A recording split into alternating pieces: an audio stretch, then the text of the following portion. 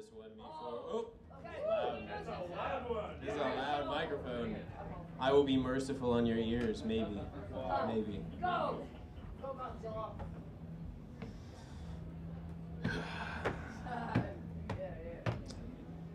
Instinct like a bowel movement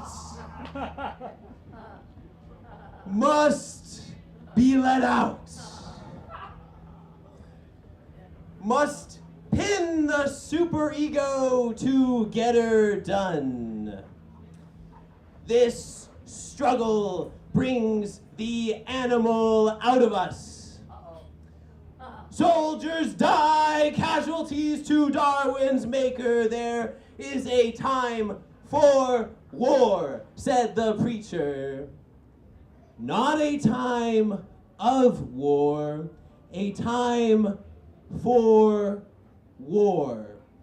A time to purge ourselves with struggle, to find again our resilience that we are animals deified by opposable thumbs. And Greeks obsessed with the power-filled phallus come to a time of testing, bursting forth life gods, the guardians of nations, the ones who make room for poets to see vulvas in roses and rock formations. Mother Nature, a cruel nun, striking hands with rulers, giving tests first and then lessons. Color struggle looking over brown picket fences. The dictatorship of the proletariat, come long last, power changes hefty hands, a slut for all who prove themselves worthy. Empires miscarried fall, pitiful into dirty toilets, and nations like yogurt seem to have an expiration date. Sinners lay down their swords for saints to take them up and slay them there. The stories of it all boil up to power, and this struggle appears to be our salvation, for when we need strength, then we become strong, and wrong and right seem secondary. Power is the engine that drives people, like brute beasts, gridlocked on tax reform. Antlers locked, battling for Mona Lisa, for Monica Lewinsky, driven by a desire for how it must feel to be on top. Like animals deified by architecture, forks and spoons and guns, rationality, language, opposable thumbs. And I don't know if you've considered how much religion deifies us.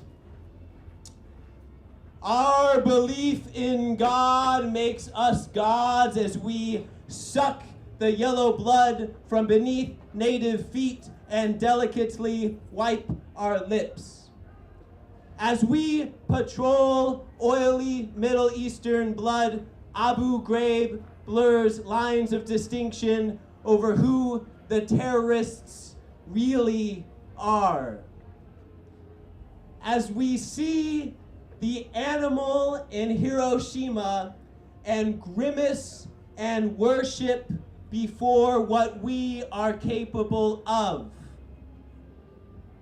Instinctual self is who we minimize, preferring to be philosophers and scientists, presidents and poets. But it is pure instinctual self which keeps us alive, draws breath without our notice, and makes room for prophets to see God in everything. We thinkers are indebted to the beast inside us. the beast inside others, the animals we call our mothers and fathers, driven to fuck. Yeah. To fuck. Yeah. Like apes fuck, and tigers fuck, and bears fuck, who would have been just friends if not driven from within to fucking make us happen, bursting forth life gods who struggle every day of their life to find what star they came from, making messy bowel movements, so much relief it is pleasure to let instinct save our necks and wipe afterwards as if we had anything to do with it.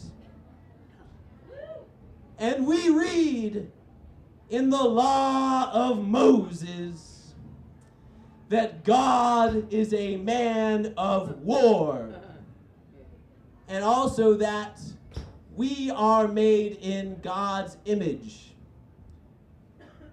Like when fighting, we reach the zenith of godhood, when my romantic self thinks just the opposite, begging for swords to be beaten into plowshares. Thank you.